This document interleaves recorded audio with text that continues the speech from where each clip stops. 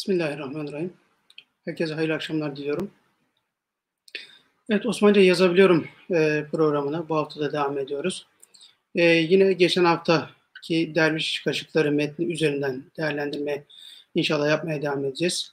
Hem metni çözümlemiş olacağız hem de metnin yazılıdaki kelimelerdeki kurallar üzerinden Osmanlı Türkçesiyle yazabilmek noktasında ki bilgimizi inşallah ilerletmeye çalışacağız.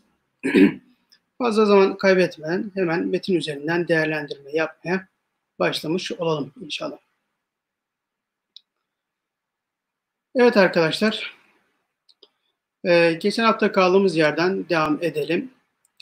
Sofrada herkes yerini aldıktan sonra önlerine birer tas sıcak çorba, sonra da derviş kaşıkları denen sapları 1 metre uzunluğunda özel kaşıklar getirildi. Evet, şimdi burada dikkat ederseniz sofra kelimesini daha önce de değerlendirmiş idik. Sufreden geldiği söyleniyor. Seferle de ilişkilendirilebiliyor. Bizde sofranın yazılışı sin ve r ile ek d, da, t, ta hepsi biliyorsunuz yine dal ve h ile yazılıyor idi. Şimdi burada herkes bakınız. Hemen şunları hatırlayalım arkadaşlar. Herkes. Her kelimesi yine hemen başta okutucu kullanmıyoruz. Efendim, kes kelimesine yine ki herkes aynı zamanda Farsça kökenli de yine geliyor. Ama biz Türkçe kaideler çerçevesinde yazmış olsak da yine bakınız ilk hecede H okutucusu kullanılmaz. Yani şu şekilde yapmıyoruz. Her R'yi birleştirip kes derken de yine kef ve sin'i yazmış olduk. Yine burada da keften sonra sin yapmıyoruz. Yani şu bir kural, iyice artık bunu yerleştirmemiz gerekiyor. H okutucusu ilk hecelerde gelmez. H okutucusu tek heceli olmamak kaydıyla ne gibi? Evet, kendi adı üstünde ne gibi? Evet, şöyle yapalım. Bakın burada geldi çünkü tek heceli kullanabiliriz ama diğerlerinde hem kapalı hece olması cihetiyle hem de her derken de kes derken de kapalı. Bunu geçen haftalarda inceledik hatırlayacağınız üzere. Açık da olsa mesela tepe dedik değil mi? Tepe kelimesinde bakın yazmıyoruz. Yine aynı şekilde dere dedik, dede dedik. Bakın dere, dede, nene gibi kelimelerde de açık da olsa, gerçi burada şuradaki gibi kapalı da olsa ne yapmıyoruz? Yazmıyoruz diye söylemiş idik. Bunu da hatırlatmış olalım. Evet, herkes yerini, yer kelimesi yine bakın kapalı ve tek hece. Ek almaya devam etti. Yeri, yerini. Yine burada ek almaya devam ettiğinde ek nasıl geliyorsa onu aldı, yazmış olduk y ile. Kaynaştırma nunu geldi. Bu tarzdaki yeri i olmayacağından dolayı yerini diye söylüyoruz ve burada nunu da yerleştirmiş oluyoruz. Yani bu ya nun olur ya sin olur. Yani mesela dedesi gibi veya işte yerini gibi burada kaynaştırma harflerini kullanabiliriz. Aldıktan sonra bakınız aldıktan kelimenin kökü al değil mi? Hemen şurada çözümlemesini yapalım. Hatırlayacaksınız. Başlardaki A sesi elif üzerine met harfi koymak suretiyle yazılır. Ki elifin önüne elif gelmez. Çünkü elif zaten nedir? Kendisinden sonraki harfi birleşmeyen bir harftir. Al. Dık. Bakın. Burada yine arkadaşlar şunu unutmayalım. Dık, dik, duk, dük. Bu aynı şekilde tı ile başlayan hepsi içinde geçerli. Tık, tik, tuk, tük. Bunların hepsinde de yine bakınız şu şekilde yazacağız. Aldık, koştuk. Sadece şu fark var arkadaşlar. İncelerinde kef, verdik dediğimizde bakın verdik dediğimizde kefle yazıyoruz. Kalınlarını ise kafla ama dık, dik, duk, dük, tuk, dük hepsi nedir? Dal harfi. İnce ise kef, kalınsa karp harfiyle yazmış oluyoruz. Yine ayrılma ifade eden den ekile. Yine burada da söylemeye gerek yok. Den, dan, tan, ten hepsi yani aldık tan, verdik den, koştuk tan, gördük ten. Ne varsa yine burada dal ve nun harfleri arkadaşlar yazmış oluyoruz. Evet. Sonra kelimesi bu da Türkçe bir kelime. Bakınız şu şekilde nazal nun dediğimiz üzerinde 3 nokta olan olmaya da bilir. Bu şekilde yazılıyor. Kalın zaten sat harfi gelmiş oldu. O sesi için vav harfi, nazal ne, ra, he. Bunu arkadaşlar bu şekilde yazacağız. Bir bilgi, bunu eski belgelerde şu şekilde de görebilirsiniz. Hatta şu şekilde yazıldığını da göreceksiniz. Şu şekilde H arkaya birleştirilebildiği gibi şu şekilde birleştirilebilir. Burada vav harfi de tercih edilebilir. Bakınız şu şekilde de görebilirsiniz. Bunlar da parantez içi ekstra bilgiler olsun. Yani bu şekli gördüğünüzde sonra olarak ne yapabilirsiniz? Okuyabilirsiniz. Evet, aldıktan sonra ne yaptı? Önlerine birer tas sıcak çorba. Ön kelimesi de yine arkadaşlar Türkçe kelimelerden bir tanesi. Ön, nazal nunla yazıyoruz. Ler çoğul eki zaten lam, ra ile isterler isterler olsun aynı şekilde yazıyoruz.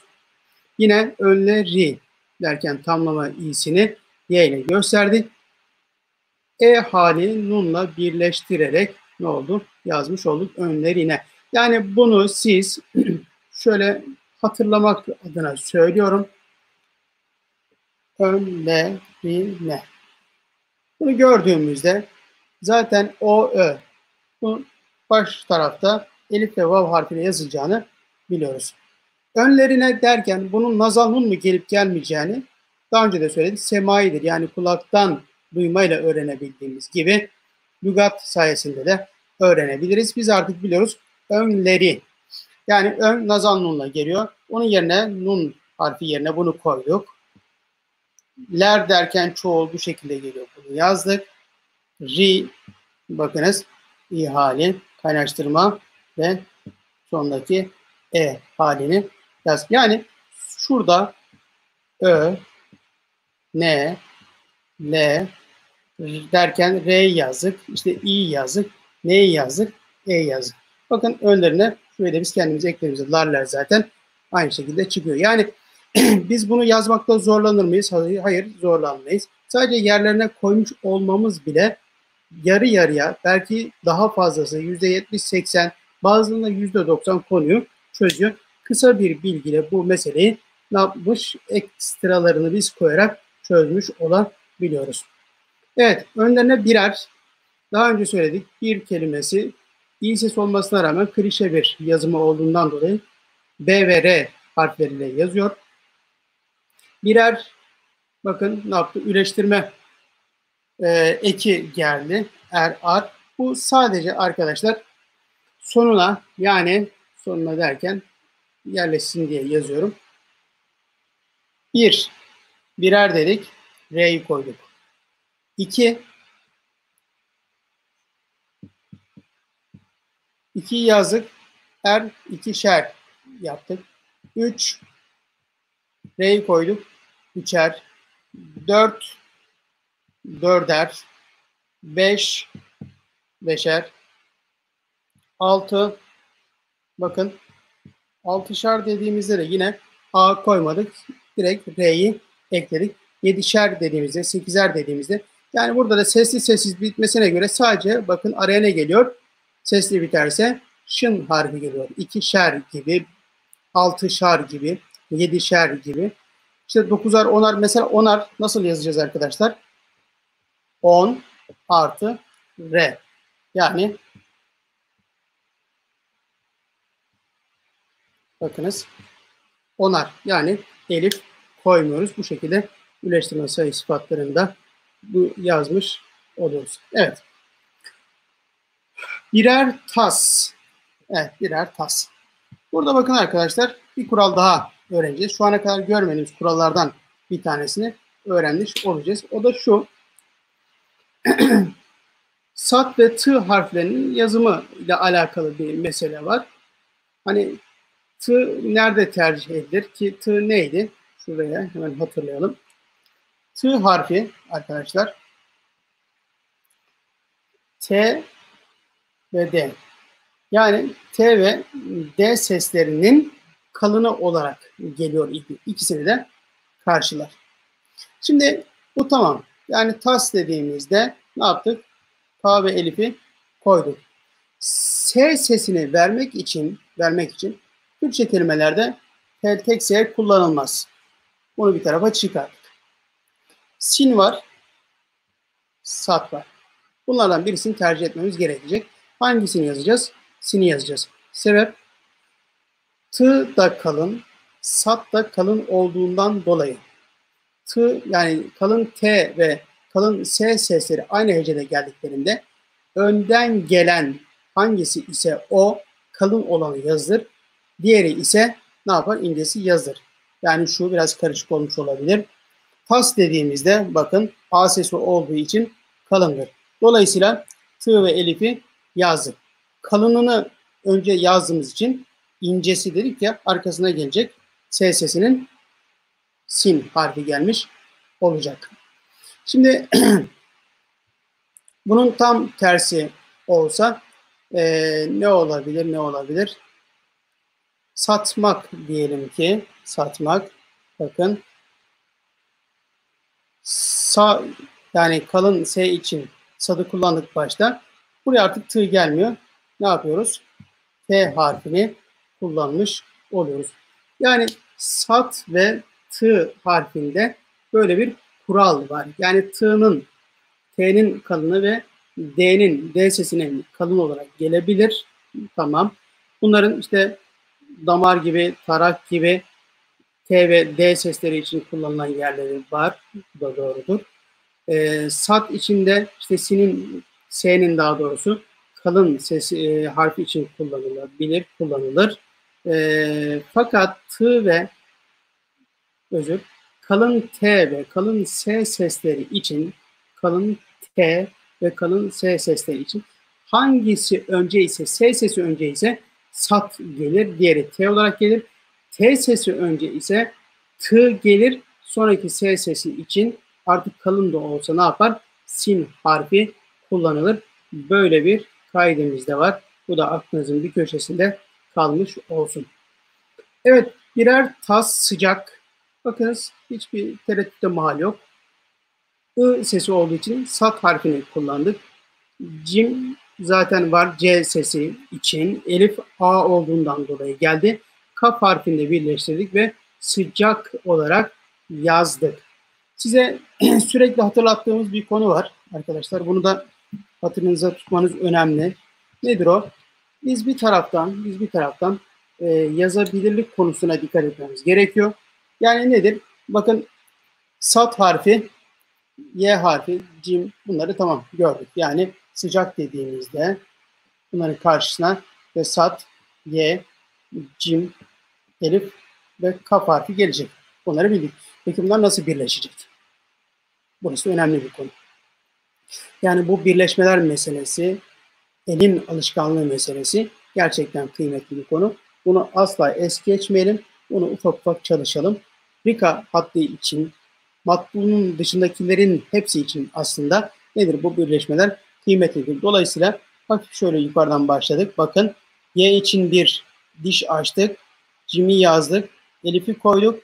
Kaf harfini de ne yaptık? Noktalarını arkaya birleştirdik. Böyle yapmak zorunda mıyız? Hayır değiliz. Ama Rika hattı için kolaylık olması cihetiyle ne yapabiliriz? Bu şekilde yazıyoruz. Önemli olan ne? Bakın sat harfini dişiyle beraber yazıyorsunuz. Y için bir diş açıyorsunuz. Cim harfini yapıp elifi koydunuz ve kaf harfini yazdınız. Evet. Şimdi Devam edelim şuradan. Bir mesajımız var. Onu hemen bir okuyorum.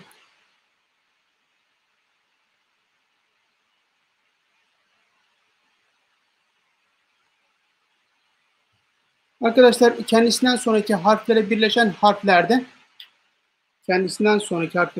harflerde okutucu açık da olsa hece kullanmıyoruz. Sadece bunun istisnası mesela yapınız derken şuraya ekleyeyim. Şuraya görelim. Yapınız.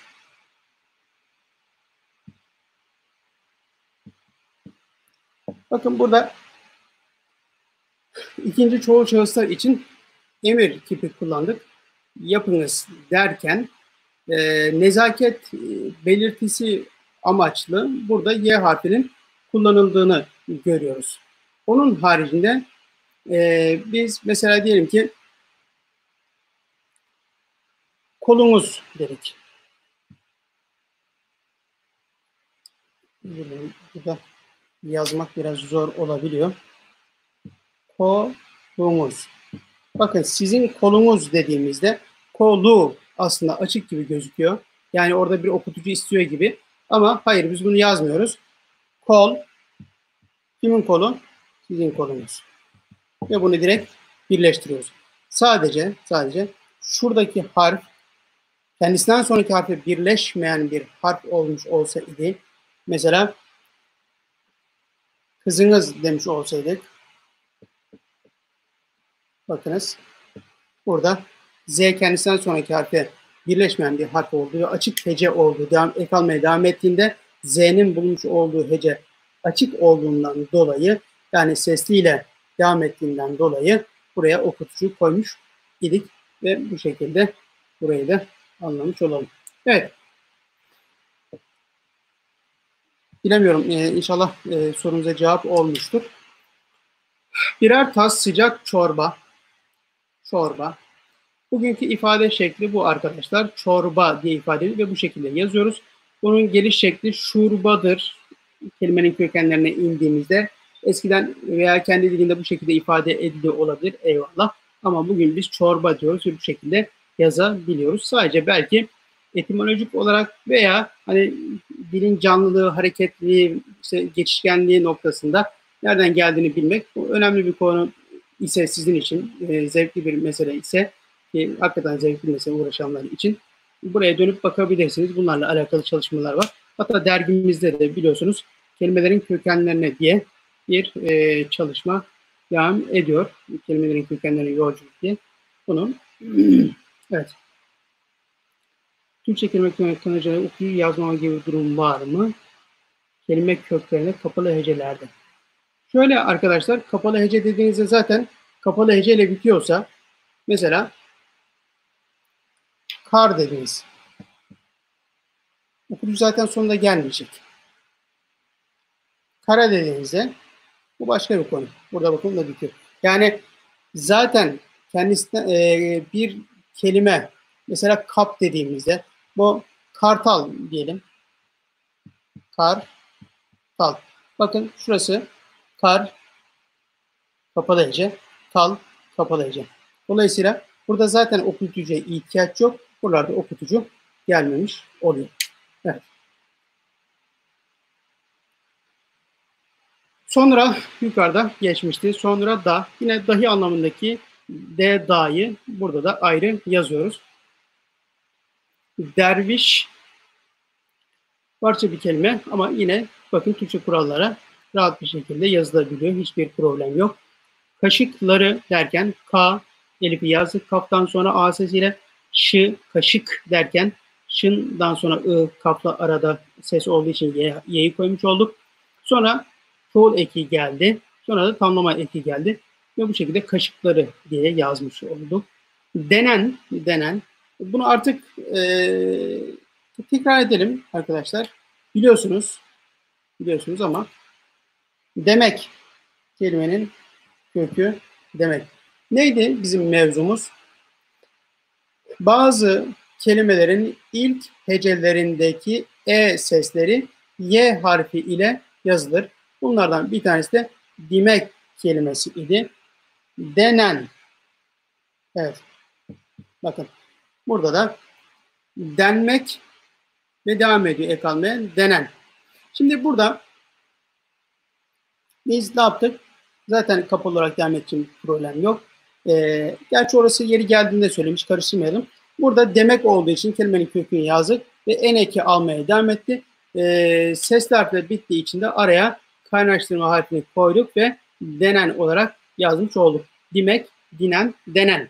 Evet. Derviş kaşıkları denen. Sapları.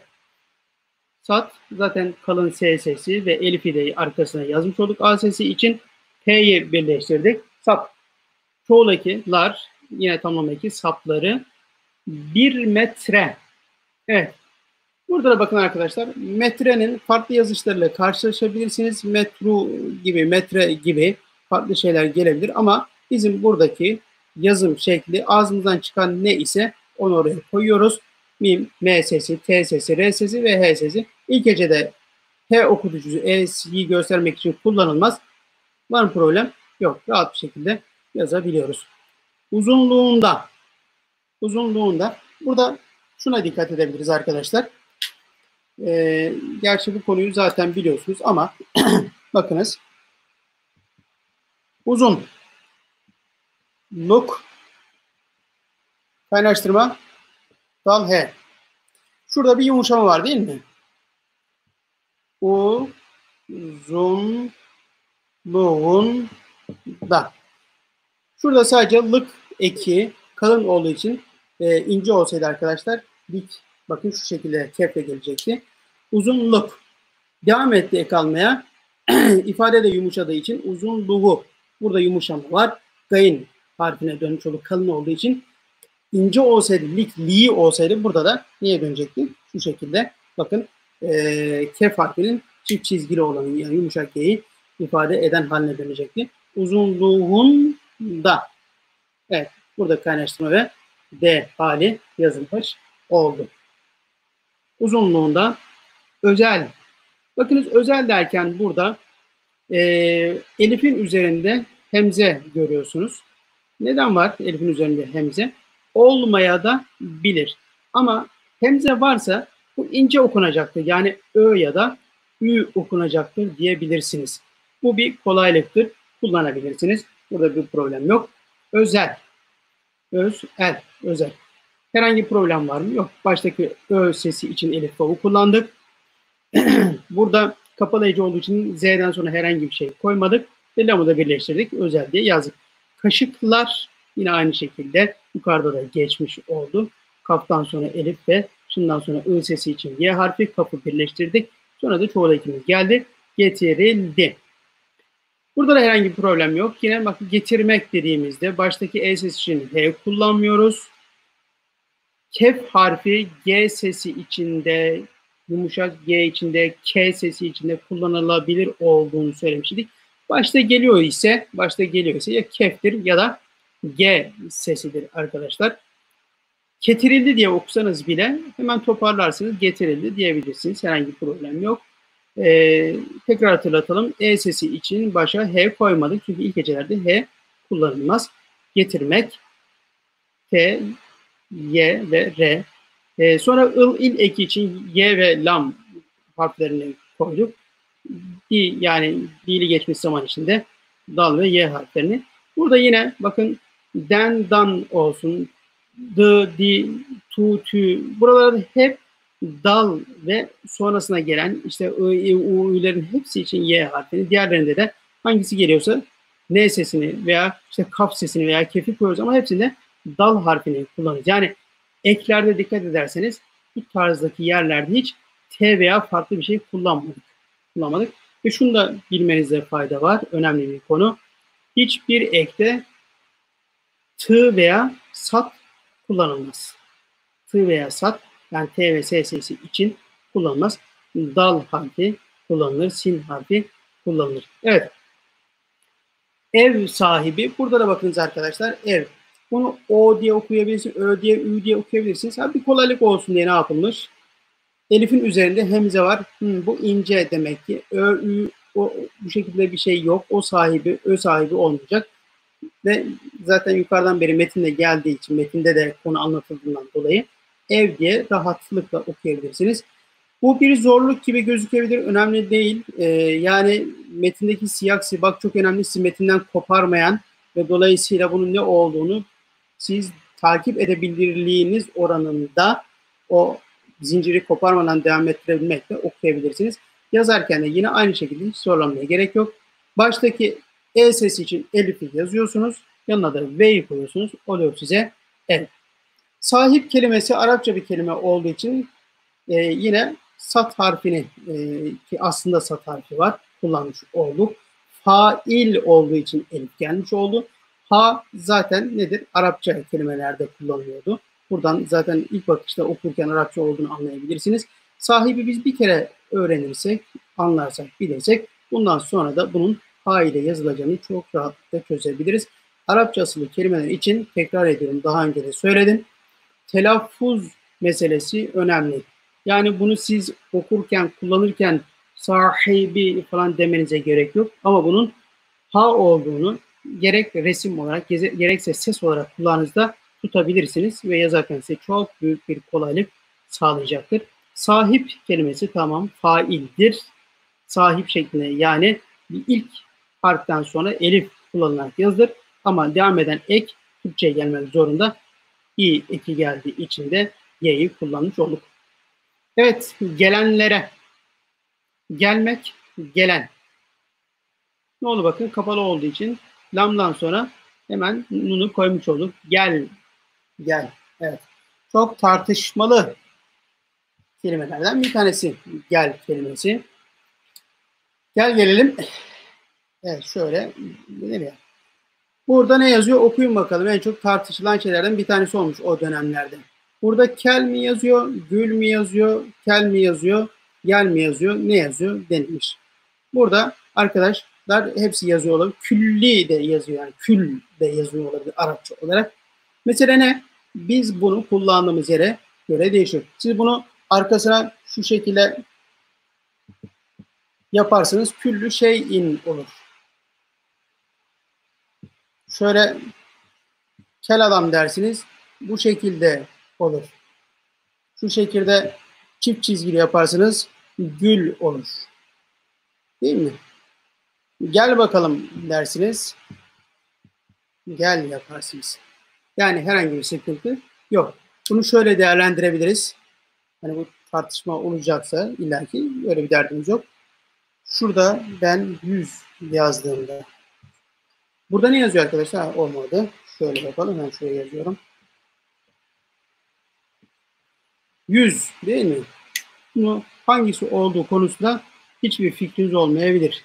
İnsanın yüzü müdür, rakam olarak yüz müdür, denizde yüzmek midir, deriyi yüzmek midir, efendim söyleyeyim, elin yüzü müdür gibi birçok şeyler söyleyebilirsiniz. Ama bunu cümle içinde kullandığınızda bunun ne olduğunu çok rahat bir şekilde herkes ne yapabilir, anlayabilir. Herhangi bir problem olmaz. Şimdi burada arkadaşlar gelenler yazıyordu değil mi? Gelmek, gelen. Arkasına yani gelmeyi yazdıktan sonra bakın gel, gelenler. Sadece bunu birleştirmesi kalıyor. Ne yapıyorsunuz? Gelenler. Bakın şurada şöyle bir hareket yapıyorum. Yani kef ve lam birleştiğinde arkadaşlar şöyle bir yuvarlak yaparsınız. Bu yukarı çıkar. Şuraya bir tane ne gelir? Çizgi gelir. Burada kef ve lam var demektir arkadaşlar. Bakın kef ve lam. Yani şu aslında şöyledir. Değil mi? Bu şekildedir. Fakat bu da pratize edilmiş. Bu şekilde birleştiriyorsunuz. Bakın ne yaptı? Keften sonra lam gelmiş oldu. Evet. Gelenler. Gelenlere bu B ve Vav harfini yazdık. Kaşıkları yukarıda geçti. Nasıl dediğimizde burada bakın fail gibi kullanmış olduk. Ne asıl belki den geldiğinden dolayı nasıl yazılmış ve bu şekilde yerleşmiş, klişe hale gelmiş.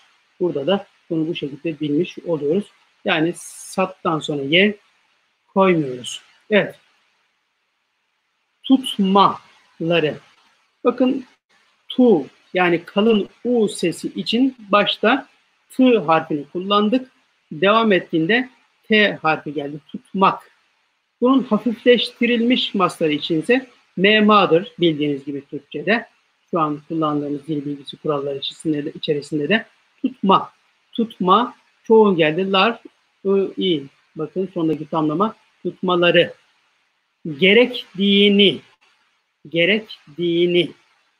Evet. Gerekmek arkadaşlar yazdınız.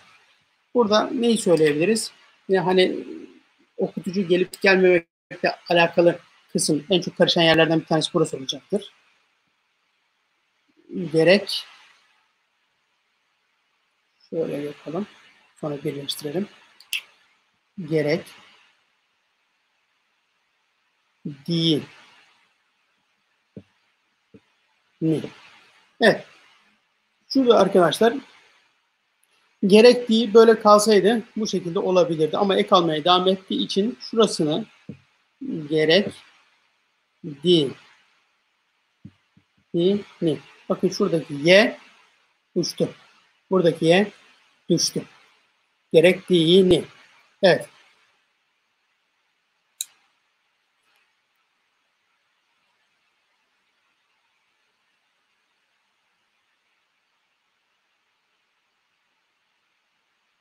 Evet. Sin neden değil? Sır kalın olduğu için sat kullanılmış. Allahu alem. Buna tekrar ben bakayım. Yani nasıl derken bakınız burada sanki fail gibi yazılmış değil mi? Görmüyorsunuz. Şöyle yapıyorum. Şurada fail gibi yazılmış. Burada da y gelmemiş. Biz yazacak olsaydık nasıl diye yazardık aslında bunu.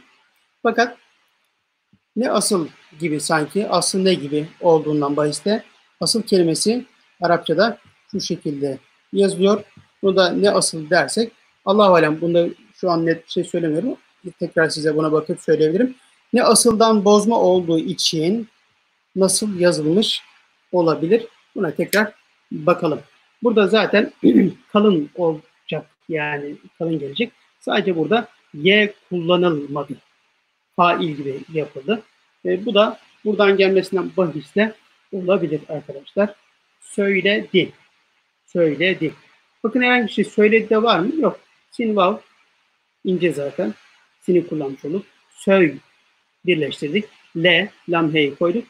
Sonra da dal y'yi yazmış olduk.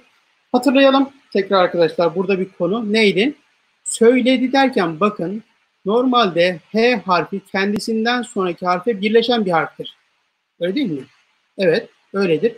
Fakat okutucu H harfi kendisinden sonra gelen harfe birleşmez. Tekrar ediyoruz. Okutucu H harfi kendisinden sonra gelen harfe birleşmez. Evet. Burada devam ediyoruz arkadaşlar. Metni getireyim. Evet.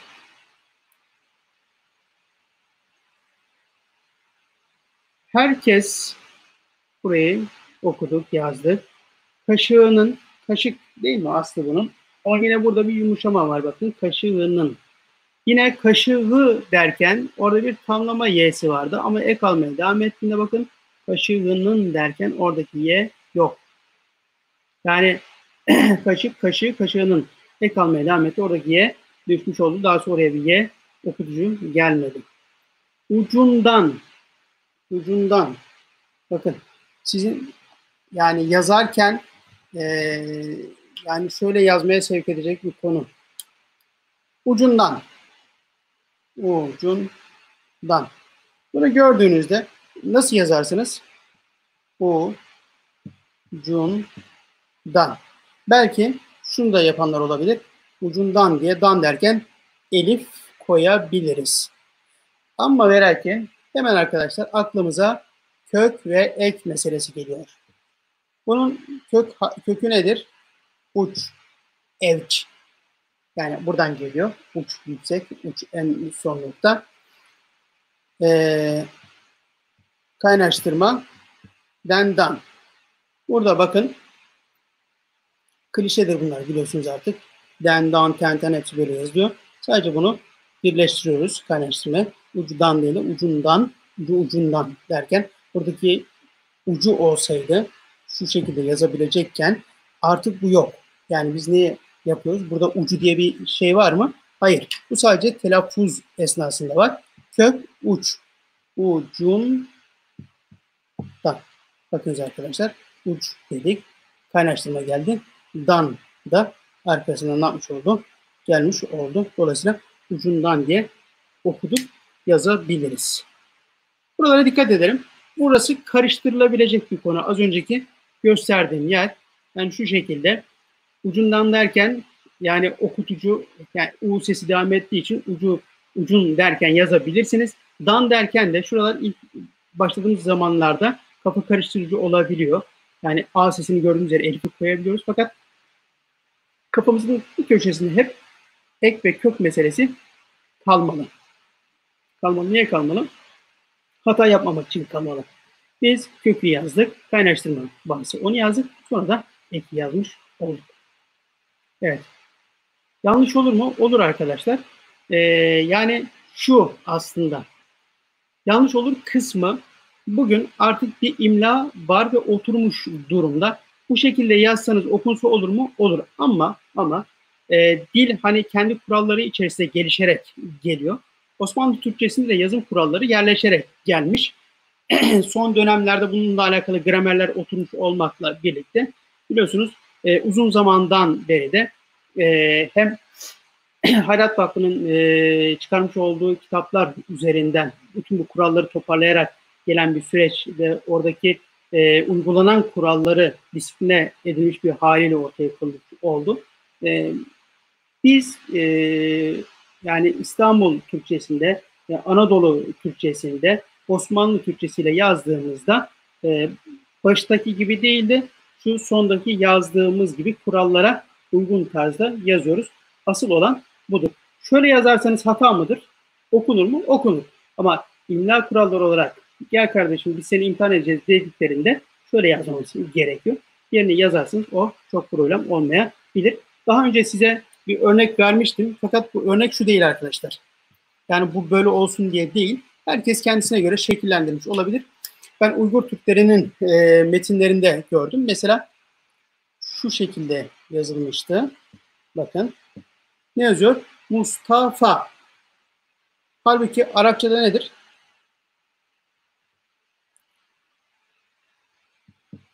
Bu şekilde yazılır.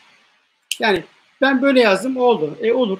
Ya bunda sıkıntı yok. Ben yazdım oldu. Ve herkes böyle öğrenmiş. Bizim dilimizde bu şekilde ifade ediyoruz ve yazıyoruz. Bunda problem görülmeyebilir orası için. Ama bizim buraya geldiğimizde veya Arapça aslına döndüğümüzde bu şekilde yazıyor der miyiz? Evet demeliyiz. Yoksa bir ara bir gazeteci demişti yani yazmak ütopyadır. Yani böyle bir şey yoktur. Bilakis o denilen tarzda bir şey yoktur. Eğer o tarzda bir şey olmasaydı bugün o metinleri okuma imkanımız olmazdı arkadaşlar. Evet, biz bu kuralları olması gereken çerçevede öğrenebilirsek burada sizin kazanmış olduğunuz bilgiler inşallah sizden sonrakilere de fayda sağlayarak ve onların da yazmasına fayda üreterek devam edip gideceğini ümit ediyoruz. Tutmak dediğimizde yine bakın T harfi arkadaşlar kalın T sesinin karşılığı olarak başta geldi U sesiyle beraber. Sonra kalın yine devam ediyor ama T gelecek incesi geldi. Hani sat için söylemiştik. Burada kendisi için de aynısı geçerli. T incesi geldi. Mak, mek. Mak kalın olursa kafla, mek olsaydı kef ile olacaktı. Bunu da bu şekilde görmüş olduk. Mek, mak da olsa yani ma dediğimizde mak diyoruz. Kalın ve burada A sesi var gibi. Hayır artık bunlar klişe. Yani mak, mek'te kalın için mim kaf gelecektir. İnce için mim kef gelecektir. Bu kadar net. Ve dolayısıyla hiç bizim zorlanacağımız bir konu olmayacak şekilde karşımıza çıkıyor. Zorunda az önceki söylemiş olduğum hatayı burada da yapabiliriz arkadaşlar. Yine bakın dikkatinizi buraya çekiyorum. Kök ve ek arkadaşlar. Kök ve ek. Zor. Kaynaştırma da. Bizim yapmamız gereken bunu da birleştirmek. Ne yapıyoruz? Zorunda. Vav'lı yazabilir miydik? Bakın burada zoru derken yazabilirdik. Halbuki kelimenin kökü zor. Nun kaynaştırma harfi. Dal H'de ek. D daha ek. Bunların birleşme şekli bu tarzda oluyor. Biz bunu kafamızda yani kök ve ek olarak ayıramazsak, kök ve ekin birleşme durumlarını netleştiremezsek bu hataları yapabiliriz. Yani vav'lı yazsaydık problem mi olurdu? Yani okumakta çok problem olmazdı ama imla cihetiyle hata olurdu. Evet. Tutmak zorunda kaldı. Bakın kalmak dili geçmiş zaman. Bunun ı'sı da i'si de u'su da ü'sü de t'sı, ti, tu, tü hepsi dal ve ye. Dal ve ye. Ekler ağırlıklı olarak klişedir. Bakın dal ve y harfiyle d, di, du, dü, t, ti, tu, tü hepsini yazıyoruz. Büyük bir kolaylık arkadaşlar. Büyük bir kolaylık. Kafamıza bir kere yerleştikten sonra gerisi hızlı bir şekilde geliyor. Evet. Zorunda kaldım. Gelenler, gelen ilk hecede bakınız H okutucusu yok. E sesi için. Gelmek, gel. Geller, gelen. Gelenler. Sadece okuduklarımızı yazmış olsak Kur'an harfleriyle zaten ortaya çıkıyor. Uçlarından, uç, kök, çoğullar, lam, re harfiyle yazıyoruz. Lamdan sonra elif yazmıyoruz. Eğer yazarsak geniş zaman olur, hata ederiz. Çoğulları hep lam, re ile yazıyoruz. Larından kapalı olduğu için kendisinden sonraki harfi birleşmediği halde re, bakın ı sesi için y koymuyoruz. Kapalıyca uçlarından tutdukları tut, yine bakın t, yani baştaki u sesi için, kalın ses için t harfini koyduk. Sonraki devam eden t sesi için t'yi koyduk. Dık, duk, tuk, tık. Bunların hepsi yine dal ve kaf. Dal ve kaf harfleriyle yazılıyor. Lam ve çoğul, tamlama y'si, ı'sı, o da y ile yazılır. Tuttukları. Kökü, eki ve devam eden ekleri yazarak konuyu çözüyoruz. Sadece ne yaptık? Kendisinden sonraki harfler işte birleşiyorsa neyse. Zaten dık dik ek olduğundan dolayı klişe. Orada da herhangi bir problemimiz yok. Ve bunları bir araya getirdiğimizde yazabiliyoruz. 1 metre uzunluktaki herhangi bir şey var mı? Yok. Uzun zaten kökü. Lık, bakın lam kafla yazdık. Da, tamam. Ki de yine ne yaptık? Kef ve ye ile yazdık. Kaşıkları defalarca geçti. Kaşıkları çoğul. Güçlükle, güç, kök, lik, lük. Bakın ince olduğu için lam ve kef geldi. Lükle. Problem var mı? Yok. Sadece bakın kefin yazılımında sonra, yani keften sonra lam harfi geldiği için, keften sonra bakın şurada lam harfi geldiği için ne yaptık? Şuraya bir hemen böyle bir yuvarlak çizip yukarıya çektik. Lamı yaptık, sonra da bir çizgi çekmiş olduk. Bunu artık öğrendiniz. Ağızlarına, ağız. Bugünkü Türkçe için bakın ağız kelimesi, ayın elif üzerine met, gayın ve z harfleri, ağız diye ye. Ağız diye ye ile yazsak olur mu? Olur arkadaşlar. Bugün bu şekilde ifade ettiğimizde çok problem değil. Ama aslı bu şekilde yazıldığından dolayı korursak dilimizdeki o güzelliği de muhafaza etmiş oluruz. Ben buna kıymet veriyorum şahsen. Kendi yazım kuralları içerisinde. Bugün kolaylaştıracak herhangi bir mesele varsa bunu da kullanmak tabii önemli bir mesele. Eyvallah. Ona da dikkat etmek lazım. Ki yukarıda mesela çorba meselesi vardı. Bu işte şuradan geliyor, şurbadan geliyor, bunu böyle yapalım falan. Bazıları var kullanılan. Mesela bugün Gazi Ayın Tap diyoruz değil mi? Ayın Tap. Yani kahraman Maraş diyoruz bakın. Maraş gibi. Yani o asıllarını korumalı mıyız? Kesinlikle korumalıyız. Yani bugün Maraş'ın Mim, Re, Elif, Şın yazmamalıyız.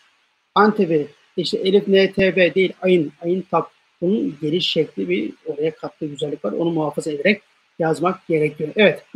Ağızlarına götüremiyorlardı. Bunu da tahlil edip sonra bitirmiş olalım. Süremiz de doldurmuş olduk. Götüremiyorlardı. Hemen yazalım. Götüremiyorlar. Buraya uzunmuş. Evet. Götürmek. Götüre. Bakın götüre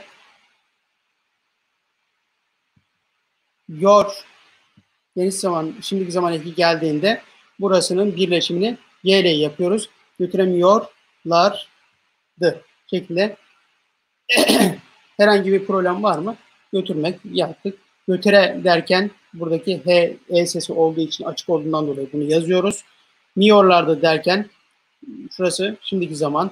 Götüre mi derken burada yine kaynaştırma y'yi yazıyoruz. Götüremiyor, yorlar, çoğul, evet, bu şekilde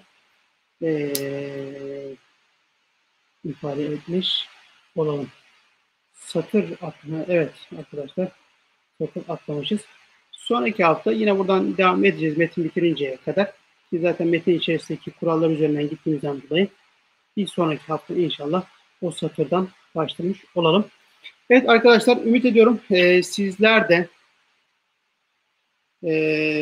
metinleri eğer siteden indirip yazmaya çalışıyorsanız mutlaka bir mesafe alacaksınız. Alıyorsunuz burada. Buradan da kendinizi test ediyorsunuz. Sizden ricam mutlaka takıldığınız yerleri sorun. Burada bir şeyi hep beraber başarmak ve buradaki kuralları oturtmak istiyoruz.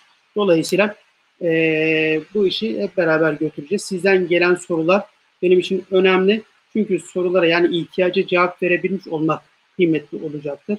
Dolayısıyla lütfen siz de bu yan tarafı boş bırakmayın. Hep beraber inşallah bu işi kurtarmış olalım. Burada kalan videolarda sonra izleyecek arkadaşlar için de inşallah bir güzellik olacaktır. Ben sizlere teşekkür ediyorum arkadaşlar. Tekrar buluşuncaya kadar sizlere hayırlı, sağlıklı günler diliyorum. Allah'a emanet olunuz.